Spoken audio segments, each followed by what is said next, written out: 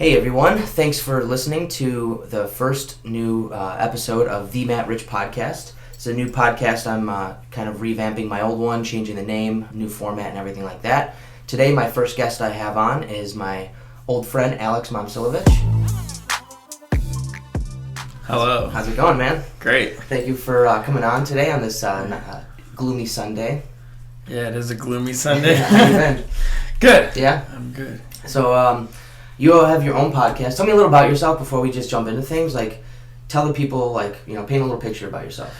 Well, I guess the most important thing that kind of stands out for me is that I am a person in long-term recovery from drug and alcohol addiction. So I've been clean for 4.5 years, and it is an important thing for me because the rest of my life before that was just characterized by just doing drugs and alcohol and the lifestyle. So I think that's an important part. And then a little bit about me is that really since I've been in recovery, now I work as a recovery coach.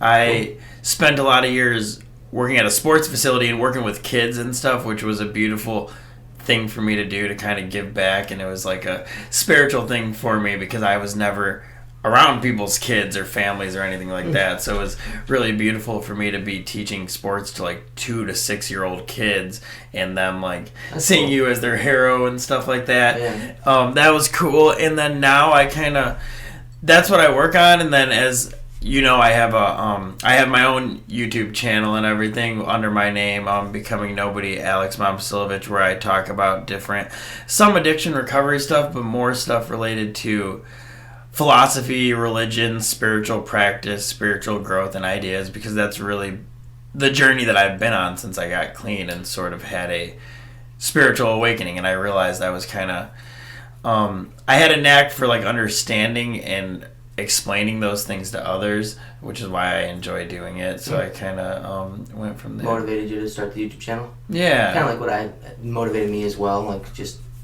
speaking your opinions and stuff, but trying to help people with, how you get through stuff. Yeah, that's the idea, helping people. That's awesome. That's what kind of made me made me notice you again, on social media, made me see you on my feed all the time when you started posting all this stuff about your, not only your recovery, but your, I would call it almost self-help and Buddhism, teachings and all these things that you do. I like to listen to those, and it's really cool, kind of the message you're giving out, and because we go way back in high school, so part of the things that middle school a little bit, middle school, I think, right? It is middle school. When we first met, So one of the things I admire about seeing people progress is when you see someone who has changed so drastically, and for the better, like you. Yeah. We were all troublemakers back in high school, you included, and just, the reason I wanted you on here today too was not only because, I think you have a lot to talk about with a lot of different things, but your recovery process is something that I think a lot of people out here struggle with, and we live in a place where opioids is the leading, cause of death in this area. Yeah. So, yeah. I think that you can reach a lot of people and have a lot of advice that you could share, because you said you've been sober for 4.5 years.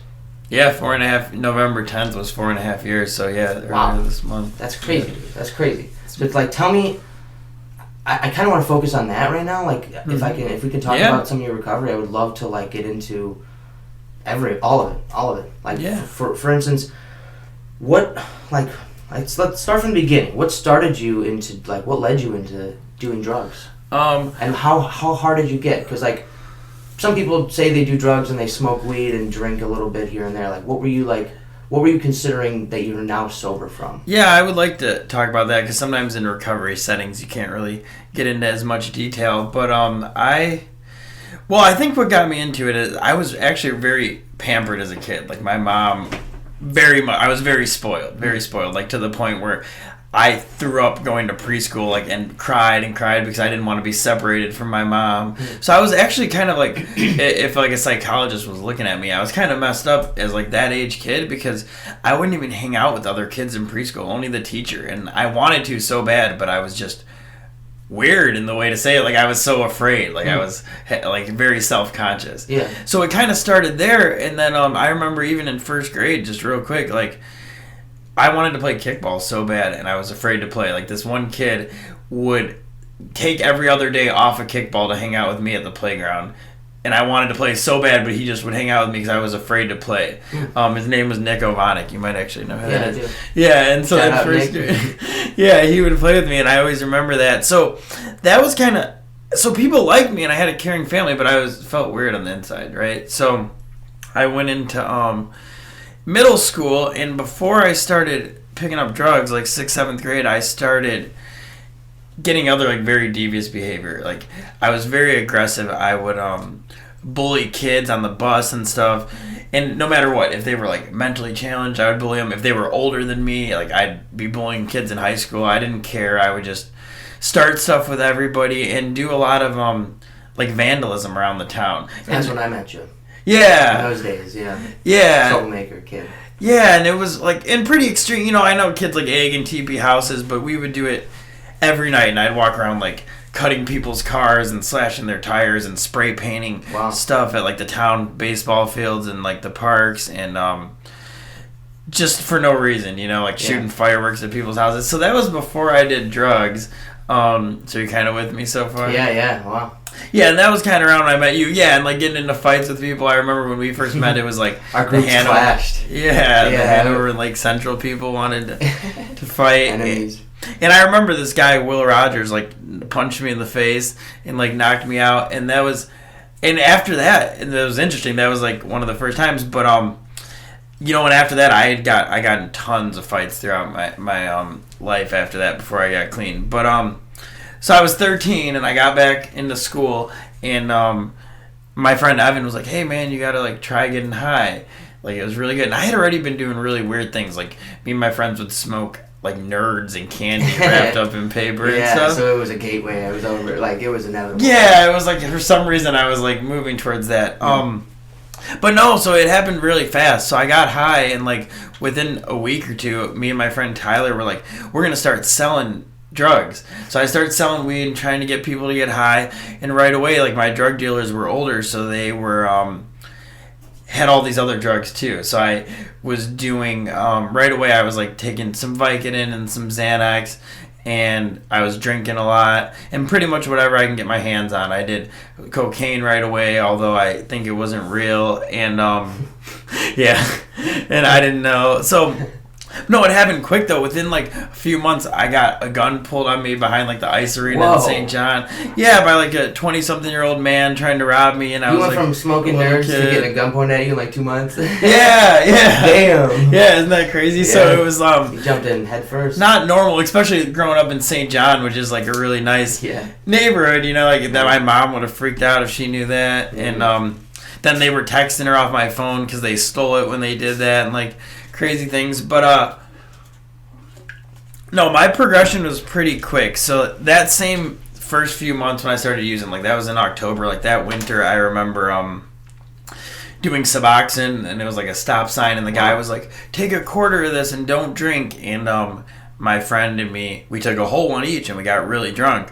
And I remember sitting in this backyard all night, and, like, he said, don't take a whole one and don't drink, and you did the exact opposite. Yeah, we got really drunk and took a whole one. And we came back from this party, and my other friend's reading. He's like, you guys should go to the hospital. That could be, like, deadly. And we're literally, I mean, I know I almost died that night. I was laying there all night, drinking out of a hose, like, throwing up over and over and over. And actually, I had a few out-of-body experiences. Like, I would puke and feel like I was going to die. And then I would be above myself watching my body laying there and, like, floating upwards and seeing my friends still, like, puking, and then I would, like, go back into the body and have, like, a breath of air, and it happened. Dude. Yeah, isn't that crazy? That's really scary. So I remember that, like, as clear as day, and you know, and it was, like, in real time and everything, and so I know even that night I was, like, close probably to death. I would assume. It sounds like a lot of near-death experience, like people that experience that, where their heart stops or something, and they experience seeing themselves above themselves. Yeah, because basically it could lead to, like, yeah. So you, that was, like, in high school, you're saying? That was in 8th grade. 8th grade. Yeah. So high school was even worse. Yeah, the summer between 8th grade and high school, I got arrested with like a 20-something-year-old guy that used to live in these apartments. Or no, we used to get drugs from these apartments, and we had a half pound of weed and a half ounce of cocaine and a bunch of acid. We were going to the beach, and the cops were like, "What are you doing, man?" It was in Dyer. I was like a little kid. I hid my personal drugs like down my pants, and he took the blame because it was his, and he was an adult, and I was like 13. Wow. But I remember they were like, "You could have got charged. Like, you're so lucky he's taking the blame," and they didn't find my stuff, and my parents had to pick me up, and I didn't care at all. I kept buying drugs from him when he got out of jail. Like, it didn't make any difference. Yeah. So that was like your finishing up middle school, transferring into high school. Yeah. So you basically came in high school almost a convicted felon. Yeah, almost. You missed that by a little bit, right? Yeah, I didn't get in trouble, and that was a theme. Like, I always got away with things. So at high school time, what were you like? What kind of drugs were you consistently doing by high school? When I was in high school, I was taking. First of all, I was selling a lot of drugs, like thousands of pills every week, and like tons of weed. So I was basically hanging out with my friend in his basement, and we would just. Can you get in trouble for saying this if it's the past? Oh no, I don't think right? so. No, I don't think so. No, definitely not. That was over 10 years ago too. Yeah, no, I'm not worried about that. But yeah, no, it's fine. Yeah, so we were selling like thousands of dollars of drugs, per week, and yeah, I did a lot. I would take 10 to 20 Xanax bars a day, and which people thought was, and I could drink. We'd split a half gallon of vodka of Smirnoff, or I could drink my own half gallon to myself. Holy shit. And yeah, like if I was at home, and people think that's crazy as an adult. Like, I see in treatment alcoholics come in, like grown adults, and they're like, "Oh, I drink almost a fifth a day," and I remember like being 14 and drinking like a half gallon of vodka. Wow, dude. Yeah, and everything else too. I was smoking weed all the time, not really cocaine yet, but like Vicodin and stuff like that. But yeah, that was what my whole day consisted of. It was just like, I got high in school, I sold drugs in school, at home, and I just loved the lifestyle. I loved just bagging it up and selling it and making the money and blowing the money, and it became, it kind of became sad though as high school went on, because even though it seemed cool, it was like, a lot of people were getting older and doing fun things and going to parties, and we didn't even really go to parties. We would just sit in the basement and get high. Yeah. And I was so violent, people wouldn't really want me at parties, because when I'd go, I'd always beat somebody up and stuff, and I'd always get in fights. Yeah. Wow. Yeah. So it's so shocking to me, because you're like the exact opposite of this person now. Yeah. Like I'm enjoying this story because it's so crazy, the turnaround, and I'm waiting to hear what the fuck changed you. Like, that's what's most mind-boggling of all, because how many people who basically have these habits as a kid, who go down these paths, get away from that? I think it's not a lot. I think it's very, very few. Yeah. Even the Surgeon General's did a report in 2016 that's like 1 in 10 substance abuse people ever even seek help, and in that, like 1 to 3 make it to a year clean. So basically, it's like 1 to 3% of like people with substance abuse issues stay clean, which is extremely low. It's extremely low. How did you do this? Like, how did you get the motivate? What changed your mind after like high school? What was the big moment to start getting you sober? The last thing before I get to that, I should probably finish my little bit after high school. Okay. Because it wasn't quite, because I graduated at 17 because I was expelled, and I got expelled sometimes. I got to finish early somehow, like a semester early. Even though I was... They're just like, get them out of here. Yeah, and all my friends were great above me, and they left, so I was like, I'm out of here, and they let me finish somehow. Wow. And I always got good grades. That's another thing I just want to touch on. Like, I was super smart until my addiction started taking hold. But, like, as a little kid, I was always, like, the smartest kid in the class. Like, I could do all the times tables, and, like, I always got an A, and I didn't have to read or study a lot. Like, I knew a lot. So I was, like, a really good reader and really good at math. And that deteriorated, and so just a couple things to touch on. Marijuana was a huge thing for me too. I don't always talk about it because it's like a given, but I smoked a lot of weed too, always, every day for years, huge amounts. But so I finished high school, and I get like, my parents kicked me out, but they didn't make me leave. They helped me get an apartment in Maryville and stuff. They didn't just like kick me out on my own. Yeah. So Maryville, I lived my last 3 years in an apartment and a house, and things were even worse there because I started hanging out more with like gang members and stuff, and I got into guns, and I would get real paranoid, and at the end of my addiction, got addicted to promethazine and codeine. I was drinking personal use about $1,000 a week of codeine syrup. Holy shit! Yeah, and it real, Is that something you have to buy? Like you couldn't get a script for all that. Yeah, no, you can buy it on the streets for like a lot of money. Damn. Yeah, I don't know. Barrels or something at Costco. That's a lot. It's a lot of money. Yeah. Wow. I was drinking, and it was, at that point I'd be on like 7 or 8 different drugs at a time. Like I'd be doing lines with, bath salt and cocaine and Vicodins and Percocets crushed up. Like, and I remember people being like, "You're gonna have like a heart attack." Like you're on, and I'd be like, "I'm on 8 drugs right now." Wow. Like, yeah. So that was, and that was like every day, man. And I was doing, the drug dealing was getting kind of crazy too. Like I had done a huge drug trip to Alabama and almost got arrested and like to Colorado. And so my lifestyle was intertwined with that too. Like I started robbing people. So I had a lot of violence too. I would concord with that before recovery. Yeah. Like I don't know if that's something you want me to touch on a little bit, but sure. It was like... What, your violence? Yeah. I mean, it was just anything. Like, I would strangle people, beat people up, tase people, and people were afraid of me. Some I scarred really bad, and I just had... I was just so emotionally unstable from all the drugs I did, Yeah. And I think I already had an inherent anger tendency, so I just... You think the drugs were fueling it? Yeah, because I would just do so many. I would just go crazy, and I had no like emotional stability, so I couldn't argue. Like I'd sit at a party, and if there was someone I didn't like, and they could be doing just their attitude at the party, it didn't even have to be towards me.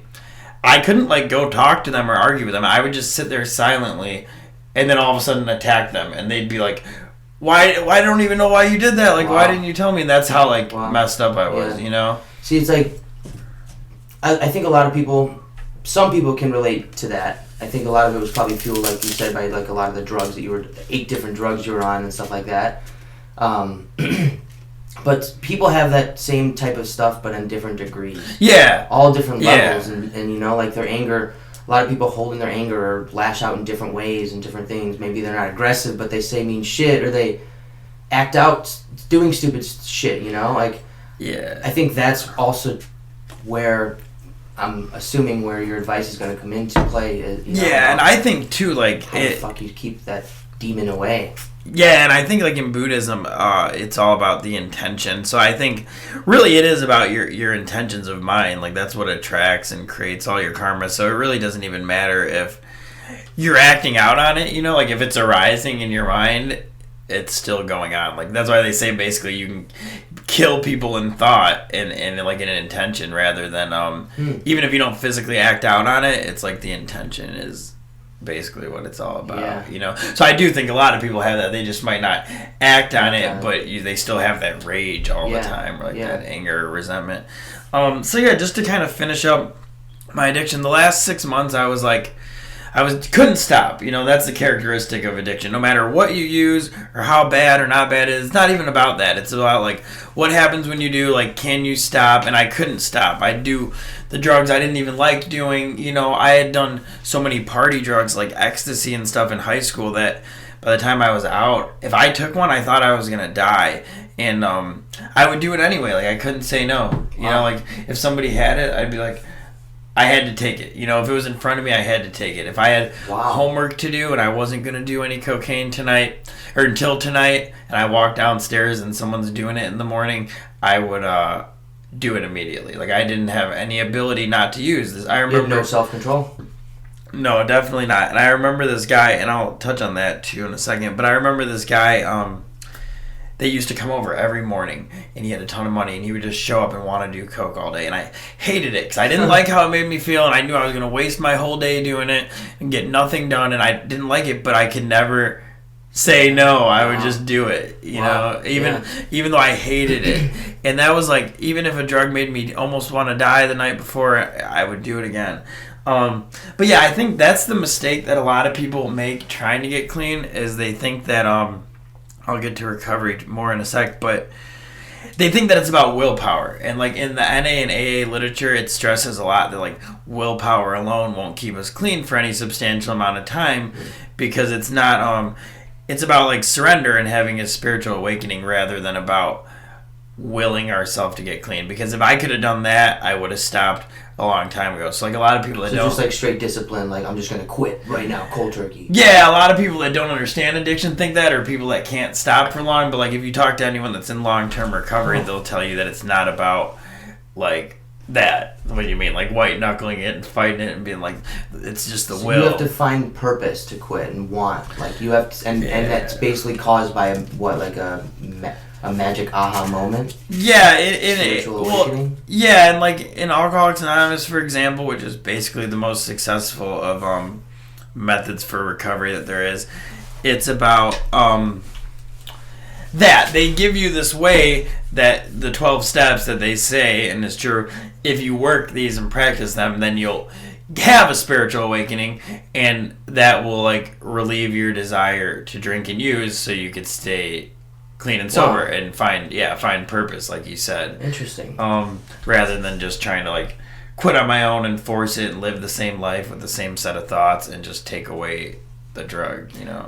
Because they say that, I know that it makes so much sense, because I know that spiritual awakenings in any sort of sense, for any purpose, like people who have like a psychedelic spiritual awakening or a near-death experience, or just from any type of moment or life experience, right? Like surviving an accident or something like that, like having a loved one pass away. Having a spiritual awakening can reset the way that you were programmed before. Yeah. That's what's so cool about them. It's a shortcut instead of this years of therapy or like grinding away. It's like that aha epiphany to where you can't see it. You can't unsee it and unfeel it. You know what I'm saying? Yeah, and I think it. I've had those different things in my life, but not with. Yeah, like, you have littler ones too. Yeah. I think it could happen from like you said, anything, whether it's from like meditation, a death, being in jail for a long time, psychedelics, whatever, being alone in the desert, any event that happens. But and that's what I want to touch on too. I'll just finish my last like couple months of addiction, and then I could tell you about my spiritual awakening that I had, because it's different than most people in recovery. I was just super paranoid at that. And I had this big AR-15 assault rifle, and I'd sleep with it in my bed, like basically hugging it. And I'd wake up at night and like run outside and be like, "Who's there?" And everyone in my house just sold drugs for me. We all had guns. It was a very paranoid environment. So many people were out to get me. It was not cool. I wouldn't sleep well. I had really bad anxiety.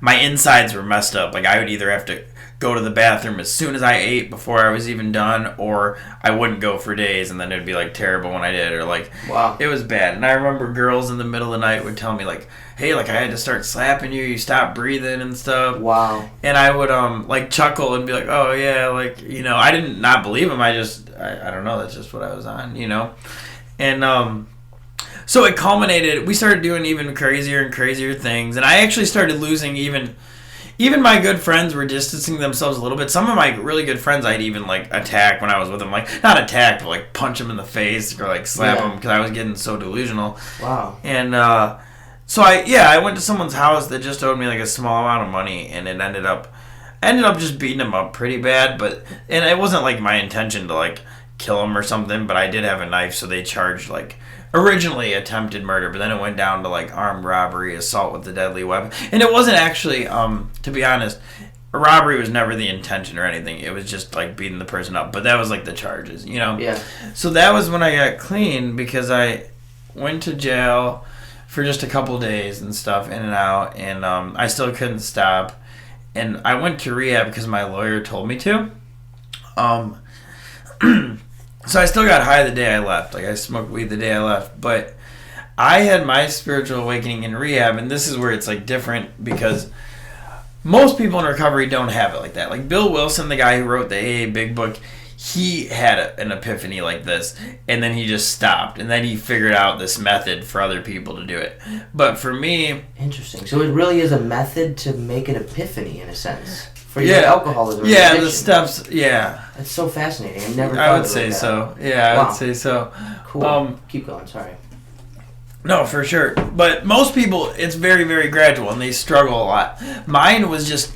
it was just like a grace thing or like a karma thing where I just woke up a couple of days into treatment and I felt totally different. And I'm not saying I've been perfect by any means or haven't struggled since, but I woke up and I knew that I was going to be clean, and I like didn't resent any, and I'm not saying resentments never came back, but I didn't resent anybody anymore.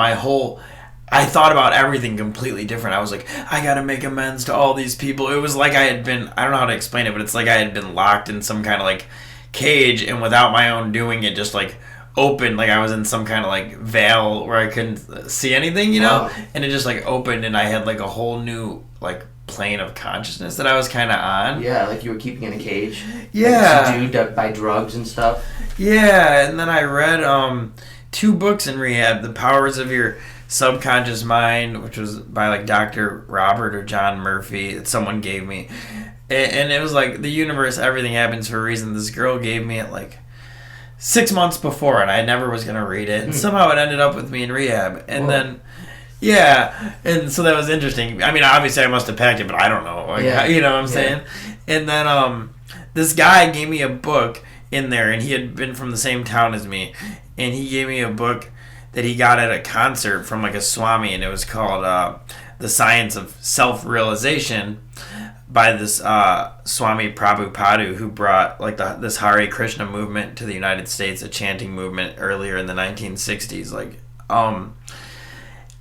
And I read those 2 in rehab, and I was like, wow, like it really opened my mind up, you know. And he, in that book, he kept talking about reading the Bhagavad Gita, which is like one of the holiest texts in like India and Hinduism. So I read it as soon as I got out of rehab, and that was all like the start of my change and spiritual awakening. So I started realizing that there was like a lot more to life, or there was a lot more like how I thought it wasn't exactly how it was, you know. Wow. So like in rehab that morning that you woke up, like the morning you woke up and just had that change, right? What led up to that? What happened the night before? Were you all up in your head thinking about stuff? And telling yourself tomorrow's going to be different? Like, what changed? No, nothing happened that made it happen. I don't think that's how it works. It just kind of happened. But what I did do was follow it up with a lot of action, because I know other people have those experiences too, and then they still end up using it again, you know, like and sometimes they call it like a pink cloud in recovery. Like you get on the pink cloud and you're like, this is amazing, I never want to use again, and they don't take any follow-up action, and then that wears off and dies, and you do use again, you know. So like I think those experiences are important, but I think they still have to be followed up. So I didn't do anything to get it, I don't think, but I did a lot of work afterwards it to keep it. So it's all about, it's a mixture of both. And another question is like, every day I'm assuming you have to, or do you? Is it not even a part of you anymore, or is that something that you have to like push? Is it the addiction to like go back to anything, or be angrier, or lash out? Is that something you have to like push down every day? It's definitely there. I don't know if I'd say push down, because I don't want to be like suppressing, you know, where it's like that, but in a sense I do get what you're saying. It's like what I did was I went to recovery meetings every day for like the first 2 years, and like a big thing they say is like go to 90 in 90 days, and I did that a lot of times, and I was every day in a meeting, like taking people, helping people, doing all this service, and I still go to like 3 meetings a week, so I still do that. But yeah, recovery, I think it's definitely something that you work on. Like they say, it's contingent on the maintenance of your spiritual condition. There is people that get clean and do recovery programs and then stop and stay clean on their own. There's not very many though. A lot of them eventually go back, or they like are what's called dry drunks, like they're clean and sober, but they're self-willing it, so they're not like really happy and stuff. But yeah, it's still there. I mean, sometimes I like won't think about using for a long time. Like in the beginning, I didn't think about it ever. I was like, I'm never going to use again. But then once life kicks in and stuff, yeah, there's been times where I remember one winter I went like months just lamenting that I couldn't drink lean anymore, and when my old friends would text me like, oh yeah, you guys are lucky. And so I think you do have to have a good recovery base, because they say that addiction's a disease, and we could look up the definition, but a lot of people are like, oh, it's not, and like, how could it be disease? There's a big argument, and I don't think it's that important whether like how you view it, but I do know that most people that are clean say it is, and people that are still using say it's not. So that's what I think is interesting. Really? Yeah, like people that are using will be like, no, it's not. I can stop when I want. But people that are clean will be like, are the people that realize like, this is an illness, I have to treat it. Just like if I had cancer or diabetes, if I didn't treat it, of course, it's not going to get better. Interesting. You know? But is it something like, so my perspective, and from like a perspective of someone who maybe needs recovery or needs to get into something like that, is it something that like, so you're in it 4.5 years, is it something that you, like what I meant by like suppress more of, like is it always going to be a part of you? Does it always feel like it's a part of you, or do you more feel like that was your past self and like you don't need drugs to have good times anymore, you don't need drugs to be your identity, to build your identity around? Like, do you feel like that is something that's separate from you now? In that way, yeah. Or do you actually have to like kind of fight the urge every day? Because we all have to fight the urge every day to like be a good person. No one's just naturally just like a good person. Everyone's got to be outgoing, and you have to be kind to others, right? So that's something we all have to be mindful of to practice. But the other, like, but addiction and stuff, is that also something like every day you have to go to battle with? I think for some people it is, and those are the people that usually, you know, if they don't have that spiritual awakening, they will go back. The people that are like, I have to do this because I get in too much trouble, or I'd lose my wife and kids, and like I really want to use, and I would if I could, but like I can't because I'll get, you know, I really would, but like I just can't because of my life. It's not like that for me, where I don't want to like get high or anything.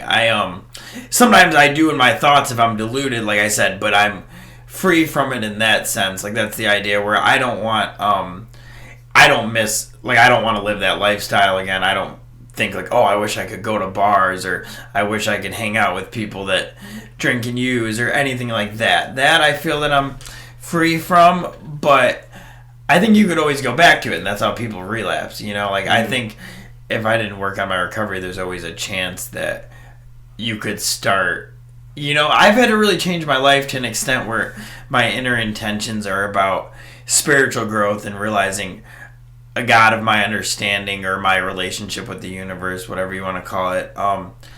Because if that wasn't, I'm like a hardcore addict, man. So like, if that wasn't my intention, I don't think I could be one of those people that just like, some people get clean and they pretty much, they're happy and they're content just living a normal life, and they don't want to use anymore, and they're like, oh good, I could save my money now, or like have kids, or like take care of my shit. I'm not like that. Like I feel like really an addict in the sense that if I didn't have something much grander, like I'd probably be like, fuck it, I'm just gonna go get high again. So purpose is what really keeps you. Yeah, otherwise I just wouldn't, you know, like I don't think I could be just like, oh cool, I have a house and a job and a girlfriend. Like I don't know, I'd probably still like, because I use no matter what, you know, like, so I do need, yeah, I'd say purpose for sure. And you know, I've had podcasts in the past with people like this about different like topics with self-help and stuff, and it all comes back to the same thing, purpose. Like to finding purpose in things checks a lot of boxes off that we don't know are like empty in us, you know? And one of them being I think addiction. Like if you find purpose in things, some people find it in their family and doing it for their children, or some people find it in doing it because their job or career.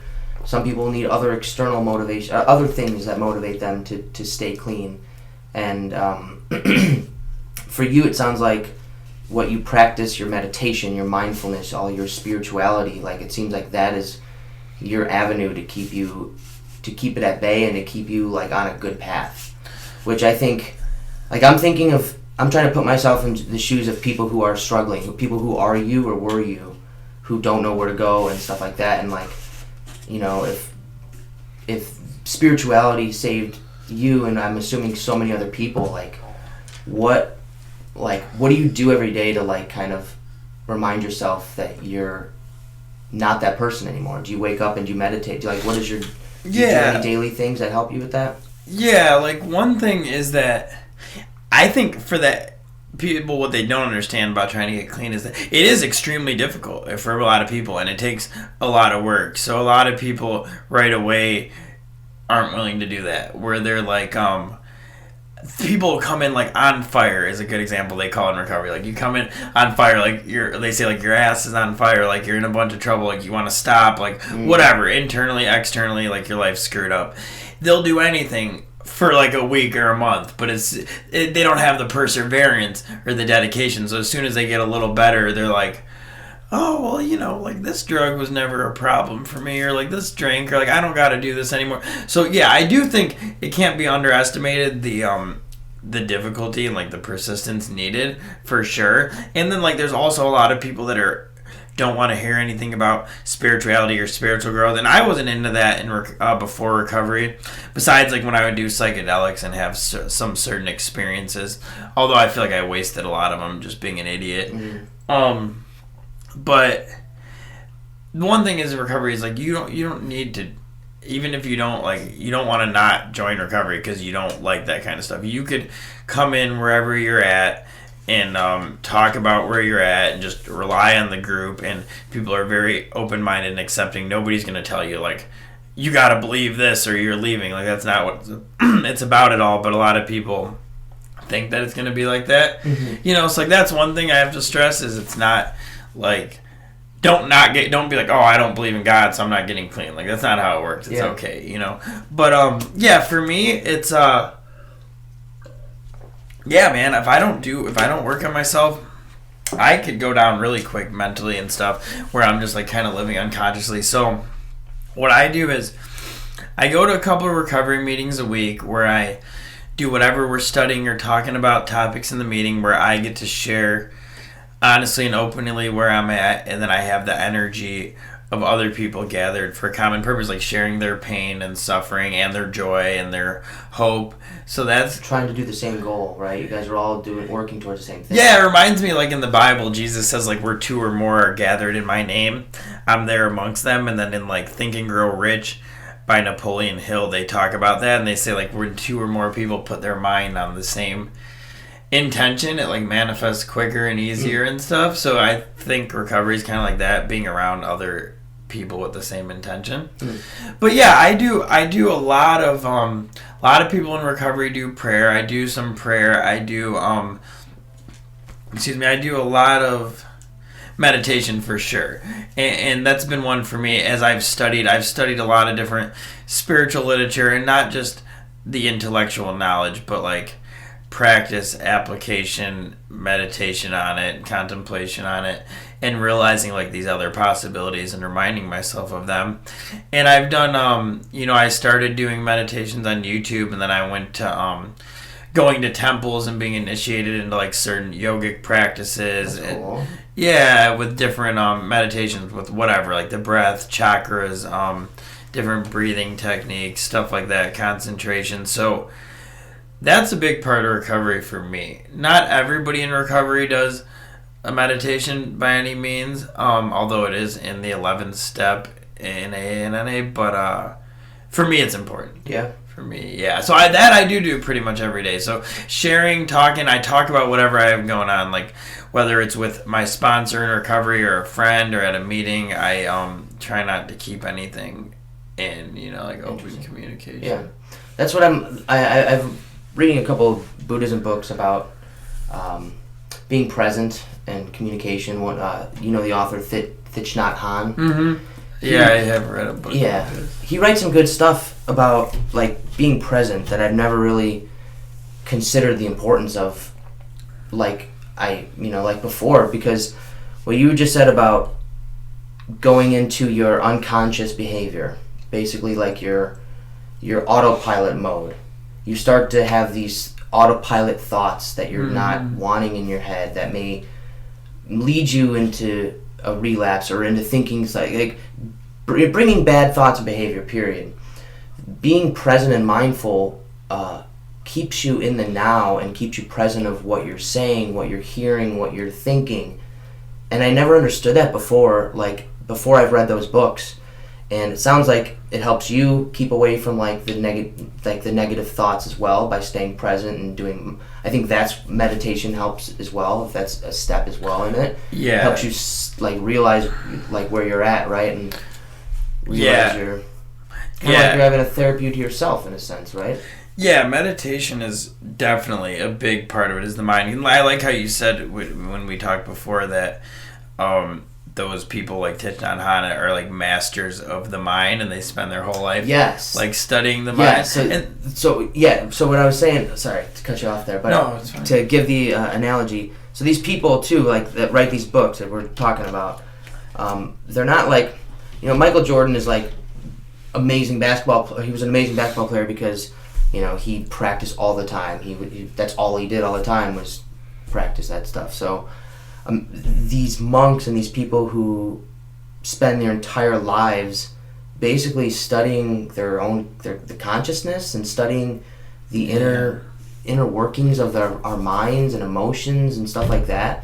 They spend their entire lives sometimes not even talking, which is insane to think about, but there's not a lot of people in the world that do that. And then these people write books and give advice about what they've learned over the years about the human consciousness. I mean, you're not going to get that from a psychologist who went to school. I mean, you'll get different stuff from a psychologist who went to school and graduated in 4 years than you would from a monk who's been doing it for 30 years of his life. And it's just interesting to think about that stuff. And then you read what they're saying, and it's actually really, really beautiful stuff to live by. I admire the way that these guys live is insane to me. The way that emotions and stuff just fall, it slides off of them. That they don't. They're not married to their emotions or get riled up, and they don't even It's just crazy. It's so weird that you could make the human body be that, and then there's people like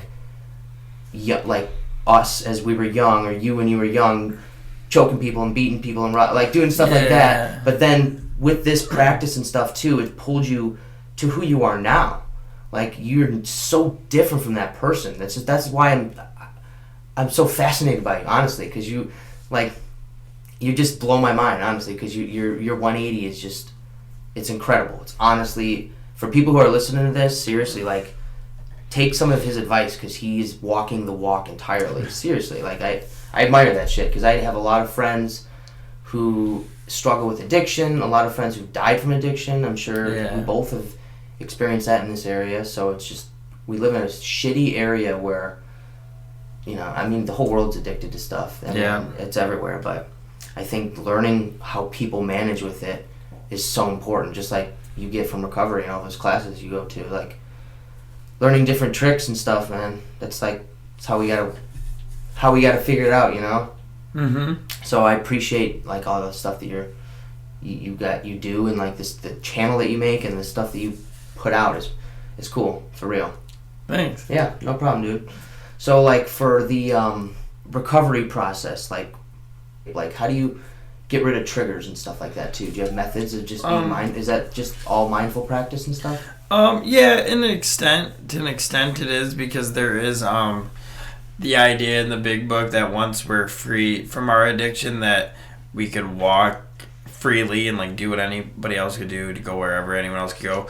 But in the beginning of recovery, before people have kind of had that, that's one of the riskiest and most dangerous things, is they don't want to give up the image of who they think they are and their lifestyle, so they want to keep going to the same places, being with the same people, doing the same things, and the way your neural pathways are wired in your brain, it reminds it. And even with years clean, if I hear gangster rap music, or even if I'm in an environment similar, smoking a cigar with some friends and listening to rap music, I'll almost feel like I'm using again, because it's still in my brain somewhere. But I did you gotta be, like, I can go places by chance, and some people in recovery would never go to a bar or anything. I could, and I've been to some, but, one, I have no reason really to be there. It's not fun to me. I've only went for a couple birthdays or, like, to play pool, but, no, yeah, I did have to change my life a lot. I mean, I couldn't hang out with any of my friends anymore, and the first year or year and a half, I didn't at all, and now I could see them once in a while, but, it's kind of a fine line, because I'm free from it. If I go around alcohol or something, I don't want to drink, but you can't underestimate the power of the addiction either, because, you know, I have been around my friends getting high, and I've seen cocaine before, and I remember seeing it, and I was like, it kind of did trigger me. So I think the mind does carry it for a long time. I mean, for me, it was like, everything was a trigger. Just waking up was, so it's like, I'm either going to use or I'm not going to use. But I do think you still got to be reasonable in avoiding, you know, and like, especially in the beginning, like, especially a lot of major temptation like that, right? Yeah, and if you go around it a lot, then like, yeah, you're probably going to use, you know, like they say in recovery, like if you keep going to the barber shop, you're going to get a haircut eventually. And so, and like in treatment, they will tell you, you know, get rid of your triggers, change up your patterns and behaviors, which is smart to an extent, but you still have to do the more of the inner work if you want it to be a permanent change. Yeah. But like those little changes help too, especially in the beginning. But I do think it's deeper, like you were saying about the mind and stuff. If you listen to Ram Dass or the Dalai Lama, they'll say that the psychology of Buddhism is almost like a psychology that makes the psychology of our modern like therapists and stuff seem like kindergarten or first grade, because it's much like training wheel stuff. Yeah, for sure. And they look into really the nature, not just about like thoughts. I think what a lot of the problem is with therapy now is it's about reinforcing your ego identity, you know, and like defining who you are. And like if you listen to a lot of those books and talk to those kind of people, it's like interesting. Yeah, it's not about the ego. That just reinforces your separateness, you know. Oh, wow. You're totally right, because all those books talk about how basically it all doesn't like matter in a sense. Yeah, like they see beyond the things of personality. Yeah, and the therapist wants to like dig deep into him and stuff and figure out why you freaking, you know, kicked your dog 3 years ago. Yeah, and that's what Ram Dass would say. He was a therapist. He was a psychiatrist, a doctor in or psychology, and he used to teach it at Harvard, and he had tons of people he would see and everything, and then he did a psychedelic trip on mushrooms, and he realized like basically it was all a sham, you know, and then he tried to keep teaching it after, and he was like, it didn't work anymore, because I felt like, he's like, I knew that was just all the psychological, he's like, but I knew there was way more than that, and we were kind of keeping people stuck in just that surface layer. Wow. But yeah, that's, I think, what's so hard for people to see through. It's so hard to see through my own ego and personality and realize that it's not what it's all about. It's so easy to get stuck in it. Because they all talk about, like, a lot of these books, the most common theme is that you're not attached to your ego, and you don't identify as who you think you do in a sense. And you don't hold on to your past in the way that you think you do. So like, it's all about what's matters in the present moment, like in the now and on your intentions, right? So if you have good intentions and pure, and you're making good positive choices for yourself and for others around you, it focusing on dwelling on your suffering is not something that's going to be positive in your well-being. It's, you know what I'm saying? Like, you have to learn to, like,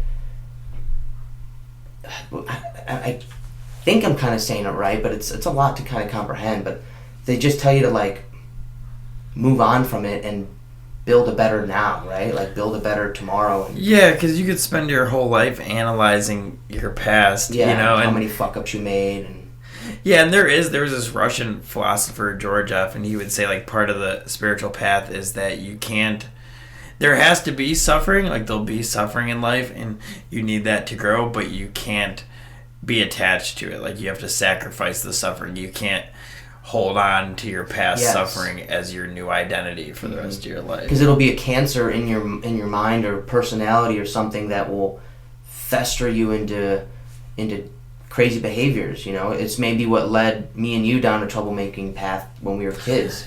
You know, that maybe like holding on to our identity. I know as me as a kid, I was very ego driven. I was a troublemaker too. I was a little bully sometimes. I was just very just all about my image, all about really what people cared about me, and I didn't give enough time to like think about how I cared about myself. Yeah. If that makes sense, right? I was so interested in like pleasing everybody else and never took enough time to please myself in that way. And so, you know, lately, like after my years of growing up and stuff too, I've had epiphanies that made me realize, like, stop doing that, stop living for other people and dwelling on like other things like that. You know, it doesn't do any good. Yeah, it doesn't do. It's literally like weight in your mind. Spend your whole life stuck in it too. A lot of people do. You know. How did you forgive? Sorry, keep going. Go. No. How did you forgive yourself after like all that stuff? Or how did you just move on? And That's funny because that's what I was just gonna say. Is that I just read an article recently, or that someone had wrote that said like PTSD can also come from acts that you did, and so the reason I say that is because interesting. Yeah, which makes sense because it's like the act is still occurring whether or not it was happened to you or you did it. Makes so much sense. And so I was like, wow, because I can't say that a bunch of people did terrible things to me, but I did do a lot of bad things which could be considered traumatic. So I could hold on to that and be like, oh, I have this and this and this, but it won't benefit me at all anymore, you know. And that's why when I talk about these things that like I did in the past, it almost feels like I'm so like detached from them, like it wasn't even me. That's why I don't mind talking about it because I don't feel like a thing. So I had to I made amends to a lot of people and to forgive myself. I guess part of it was that spiritual awakening and working through the steps and just realizing, you know, the concepts of kind of what we were talking about, sort of like becoming more mindful and present through spiritual practices to accept things as they are and accept myself as I am and realize that really everyone's pretty much doing the best they can, and so am I, and just the futility of holding anger and resentment against myself. But some people do struggle to let it go, and it isn't always easy, and like a lot of people will say praying helps, you know, giving up just a little bit as you can, cultivating compassion, but I've kind of learned it through spiritual practice because I have to be detached enough to be able to view myself just like anybody else. Like if you did something terrible, if you were like, oh, 3 years ago I like beat someone to death, I wouldn't resent you. I'd be like, oh, well, you know, stuff happens. He's a good guy trying to do better. Like hopefully you can put it behind him. But if it's yourself, you have so much more attachment. You're right. So myself, you're like, so much you scumbag. You're right. Yeah. You're right. Yeah. So it's really too about a lot of self-forgiveness too, and moving on from that and accepting like maybe even more so than anything else. Yeah, and you're not that person anymore. Which that book, if anyone's interested, is called The Art of Suffering by Thich Nhat Hanh. It's a really, really deep, profound book that helps people like dealing on all levels of suffering and stuff. But I should read that because I read a different one by him. Yeah, it's really cool the way that he puts it, but it's really like you could think of it just as like a weight you're dragging around in the snow. Like someone else you're dragging around in the snow, and like you can hold on to this anger and suffering, and like, but once you let it go, it just, the road ahead still sucks and it's still hard to get through, but you're just dragging extra weight. Yeah. Straight up. Yeah, there's already enough suffering. Yeah, you already got enough day-to-day suffering. Like, quit holding it and piling it into a big fucking bag. Yeah. You know? Like, yeah. You gotta just like recycle it every day. That's what I like about the philosophy of Buddhism, is that they say there is suffering.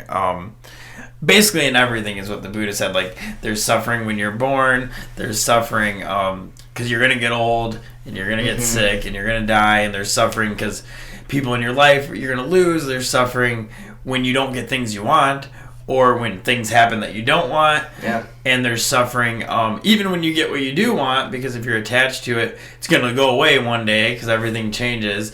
And so like if your mind like clings to any like idea of how things should be, there's going to be suffering because everything's in time. You can see it in everything. Changes. And that's why he said too about the fact that suffering exists means that good also has to exist. Just like light wouldn't exist without darkness, and darkness couldn't exist. They couldn't exist without each other, right? Mm-hmm. So it's the same thing with suffering and good. So he said that in any situation of suffering, it may not, you may not see the good in that situation, but it's there. And he says to learn how to find it. So say like your parents pass away, how the hell can you find any good in that? This one's a hard one. Yeah, but like you find that instead of suffering, you have to find like, like the good and there's suffering in all good things. There's a hint of suffering, and in all suffering, there's a hint of good. It's like the yin and the yang. That's why I've been just recently studying the I Ching, like the Taoist Chinese philosophy, and where they have the yin and the yang, and it's like the black fish has a white eye and the white fish has a black eye, so you can't be all yin or all yang. And that's the thing, is like we want it to be all yang, which is the positive, but the universe is made of both yin and yang, and they're dependent on each other. It's weird how that works too, because we get comfortable and reliant on things going our way and things that go like the way that we want them to. I know. Like, right? Like seeing a glass, like even the sayings that are in our face the whole time, like seeing a glass half empty or full. That's like a way to train your mind. If you can see it half full, you have to look at a lot of shit like that, or you're just going to be this negative person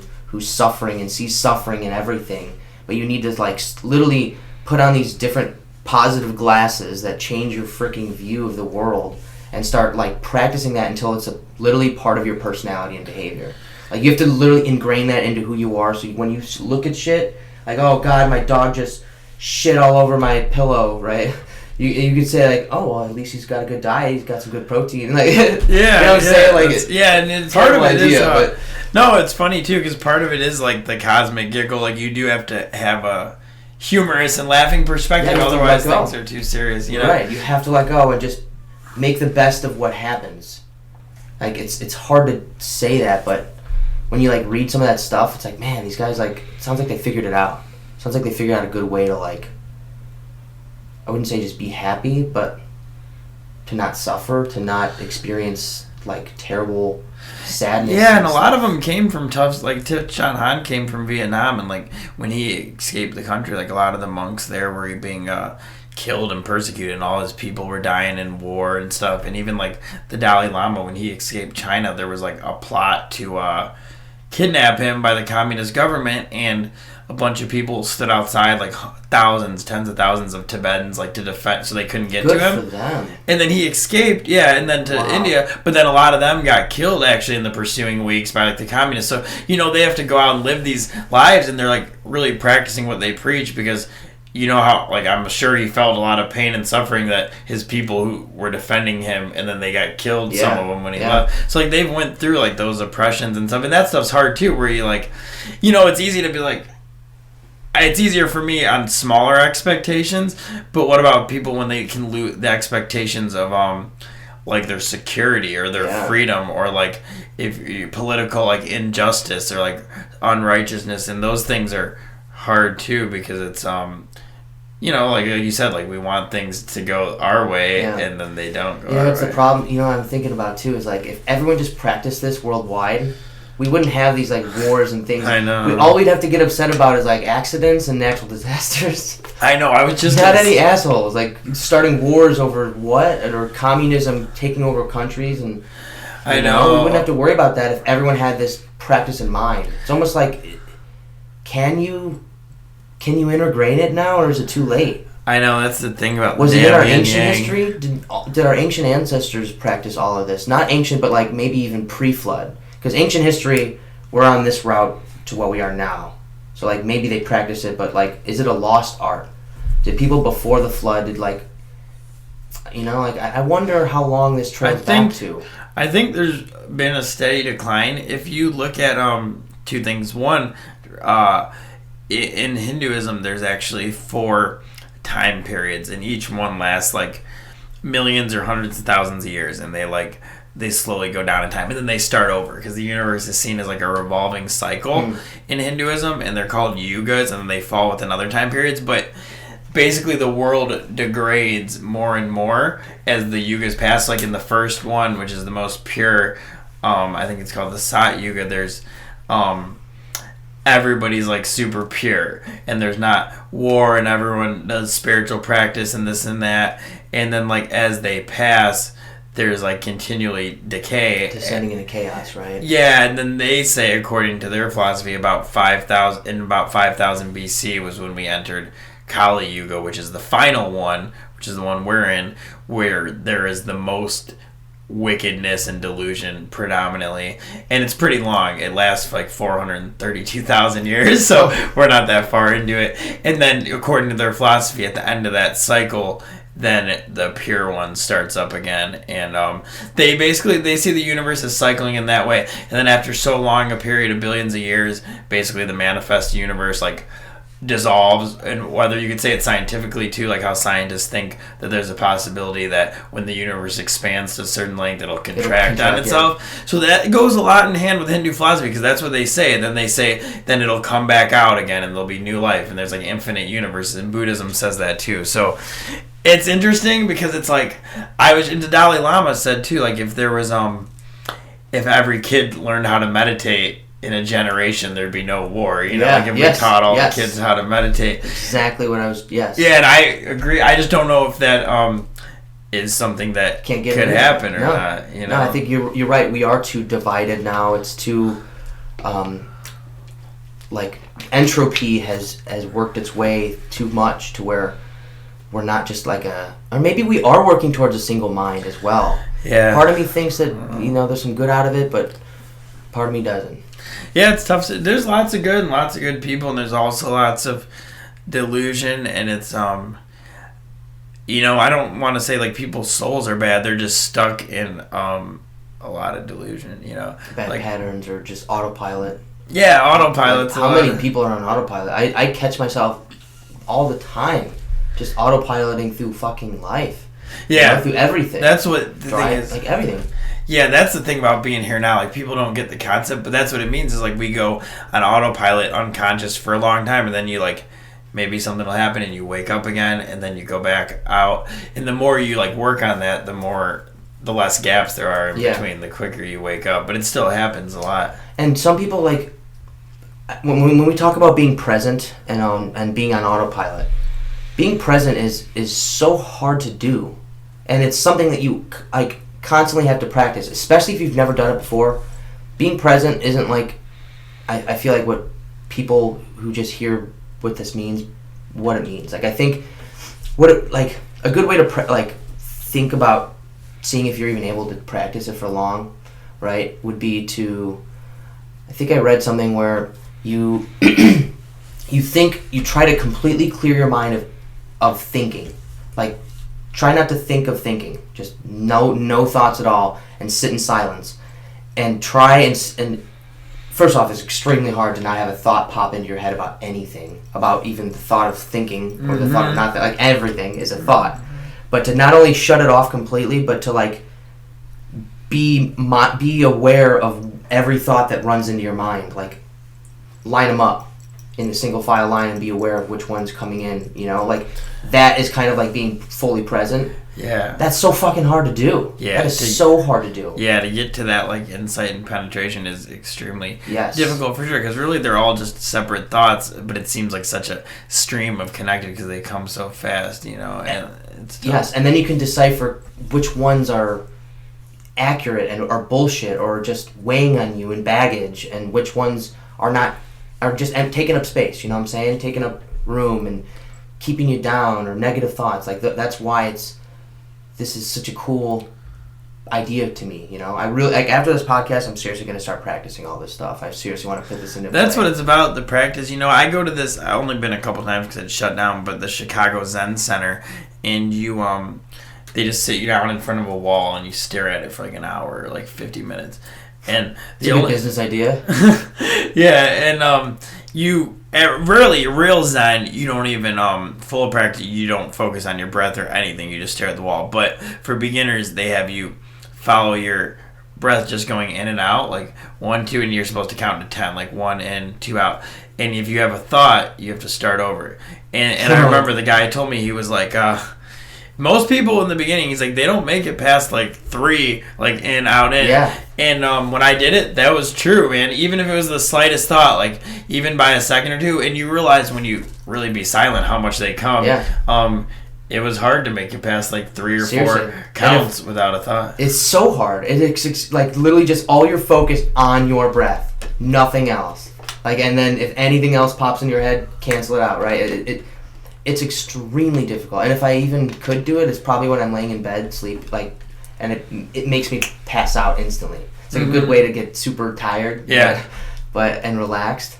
But it's so interesting to think that, like, how many of these people who are talking about the benefits of doing this are like crazy, and how few of us have actually take the time to do this. Like, it doesn't make sense why it's not more practice, you know? It sounds kind of crazy when you talk about it, but I know a lot more people that know about that kind of stuff than put it into practice by far. Yeah. You know, a lot more people that like can, me. that know, but that don't. You know, it's a good idea. Like, one day I'll do it. But then, like, when will the time come? You know, that's like life, man. So many people have that. One day I know I got to do it because it's good for me, but I don't do it. Just like working out and fitness. I had that for so long. It was like a bug on my shoulder. Like, I know what I gotta do. I got my workout. I know how to do it. I just can't stick to it. Can't get that routine. You know, can't get that wake up call. And you're right. It has. For me, it was like that. Whatever you call it. The spiritual awakening. Spiritual awakening. Yeah. Whatever. Same type of thing, right? Yeah. That was kind of like the same thing that happened for me with the exercising stuff. But you're right. Everything has to do. You have to have that internal purpose. To light that fire inside to make you want to do something, you have to find that purpose inside, like from within. It could be something that causes it outside, but you inside have to make that like, today's the day. I'm doing it, and I'm also like motivated for it too. Like, that's what it's about. Yeah. And I like how when we were talking about the the state of decay in the world, it's interesting because it's ran. A lot of the world's ran by whoever, people in power, politicians, stuff like that. And you might say, like, those are a lot of times are relatively unconscious people, because you have to think, not that there's not good people and well-meaning people that work in those fields, but you got to think of the kind of people that want those positions, that get into those businesses, are people with very strong ego power structures, because what kind of beings get it? You're not going to see like a Thich Nhat Hanh trying to run for a president or a governor, so the kind of people that get into those positions are more susceptible to corruption and that, because they're, like you're saying, you're not going to get the Dalai Lama running for state senate because he doesn't have that aspiration. You're totally right, and that's also what scares me about I wouldn't say society, because there are societies that I don't think maybe had this, and I don't want to necessarily talk bad about democracy or anything like that, because I think it's probably one of the best versions of society we have today. Not socialism, but democracy, where people, based on how hard you work, is based on how successful you're going to become or could become. Your chances of it are greater based on how hard you're working, right? And your skills and all that stuff, your level. So it determines on basically your own, how much output you're giving, which I think is also important. But, however, I think the society leaves these windows, these opportunities open that could be filled, and mostly are filled with people who are psychopaths, like mega CEOs, people who really, like the globalists who really own all the world's wealth, like these people who are Jeff Bezos billionaires types of, like, the fact that it could make room for those people to form and then have control scares me. Yeah. Because some of those positions take you would be a more successful person if you were a psychopath. Yeah, otherwise 100%. You wouldn't probably be in that position. Yeah, exactly. 100%. Like, you would be way more successful as a CEO as a psychopath. It's just facts. It's just like, you probably wouldn't be there if you were like, you know what I'm saying? If you were a really good-hearted, genuine person, you'd probably be like a low-level CEO to like a lower-level business, family owned. Exactly. But to be a Jeff Bezos, you probably don't care much about homelessness. You don't care. Like, you have to have a cold heart for a lot of stuff, withholding all that cash. It just takes some sort of monstrosity to, like, what kind of personality has that much wealth and, like, doesn't give back visibly back to society. Society's there's so many schools that need money. There's so many funding into these communities that need fucking funding, and yet you're just sitting there sending them drone packages, and they're paying you, man. Like, it's crazy to think about. That's the thing, and then, like, the people that would give it away don't have it, So to think, like, the name of the game is, like, to be a psychopath and to work you would work your way up, cutting over people, screwing people over, making selfish decisions to better yourself. That's crazy. That's a very bold statement, but I think it's true. Yeah, we've created almost a system that inhibits and favors psychopaths. Mm-hmm. And they almost inevitably always wind up on top, in control of everything. When then it's just weird, man. It's just weird. And then you get into all these conspiracy stuff. You get into all these stuff that these people in control are doing. They're running trafficking. They're running some crazy stuff. That's what's the interesting thing. There's people like Epstein who exist, and there's a lot more like Epstein. So, like, who knows where that is? It's completely off topic, but that's the interesting thing about living on Earth as a human being is, like, you don't want to push away the things of the earth that are involved in your incarnation, but also the benefit of spiritual practices. You don't have to identify exclusively with that, because otherwise you'll go insane. Like, otherwise most people, they either go insane or they have to just deny it all and put it away. Don't think about it, don't talk about it. Like, I don't want to hear about that because it's going to make me too paranoid or crazy. The spirituality stuff? What do you mean? No, the crazy stuff going on in the world. Yeah. So, like, if I, you don't, but what I've learned in practicing spiritual practices, I can't push things away and deny them or not acknowledge them, because otherwise it's got me just as trapped. I'm just not acknowledging it, It's like, if I'm like, I don't want to hear about politics, it brings me down.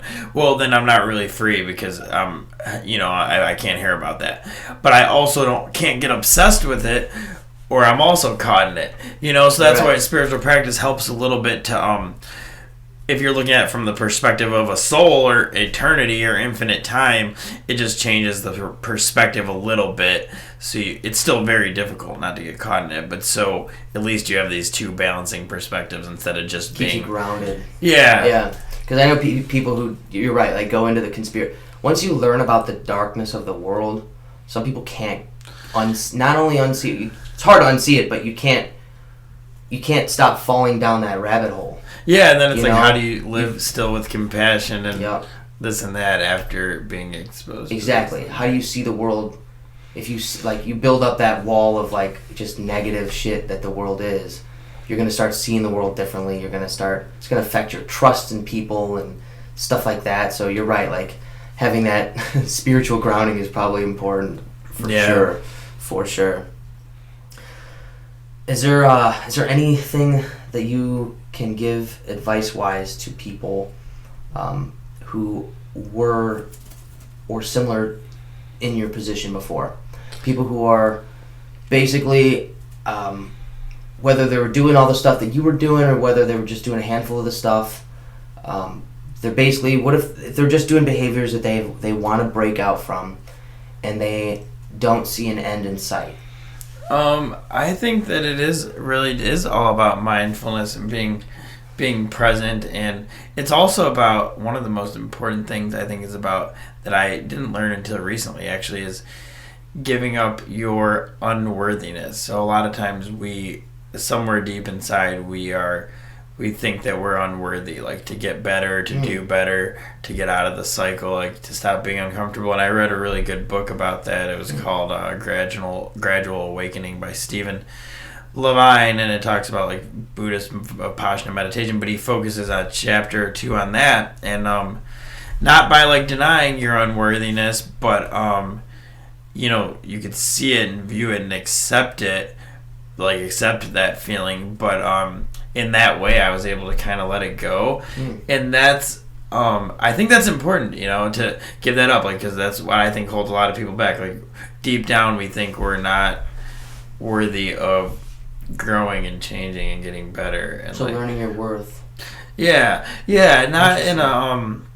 Not in like an ego way, but just knowing that, like, you're just as capable of growing and changing as anybody else is, or anybody else was, or you're capable of being as loving as Jesus is, like it would take a lot of work, obviously. But I would say that, that would be probably... Just realizing your potential and what you're holding yourself back from, right?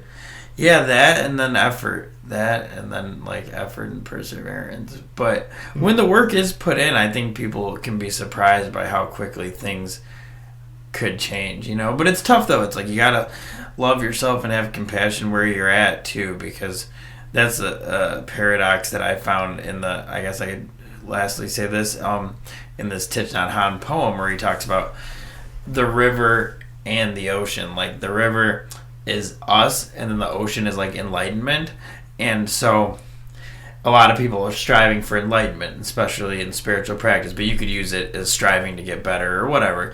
And the river is the us on our journey. And so a lot of times the river's preoccupied with the enlightenment, so it doesn't accept and like love and enjoy where it's at.